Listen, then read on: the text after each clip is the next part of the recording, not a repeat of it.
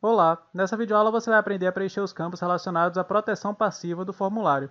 Infelizmente, nessa etapa de entrega agora do Metrópolis, mesmo para aqueles que estiverem submetendo o projeto em IFC, essa parte toda deve ser preenchida manualmente. Então, indiferente de você estar submetendo em DWG ou em IFC, você deve preencher todos os campos da proteção passiva manualmente. Na segunda etapa de entrega do Metrópolis, todos esses campos aqui estarão contemplados no arquivo IFC e o preenchimento dele não será necessário para quem submeter o arquivo em IFC.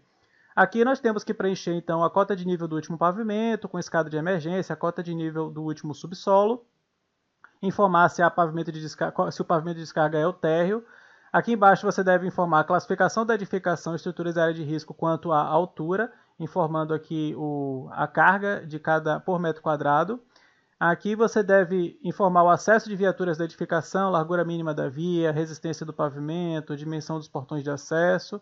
Entrando aqui na parte de saída de emergência, você deve informar a maior população do pavimento, a área do pavimento de maior população, larguras totais de acesso, de escadas e das portas de saídas da edificação.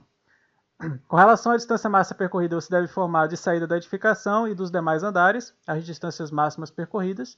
Com relação à tipologia das escadas de emergência, você deve informar os tipos, tanto para a escada de altura descendente quanto para a escada na altura ascendente.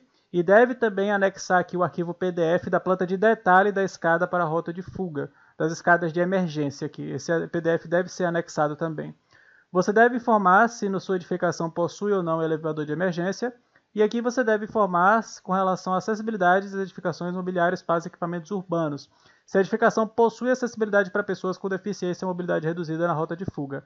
Se sim, você deve informar o tipo de acessibilidade e deve também informar a planta de detalhe arquitetônica do elemento de acessibilidade. Ela deve vir aqui em formato PDF.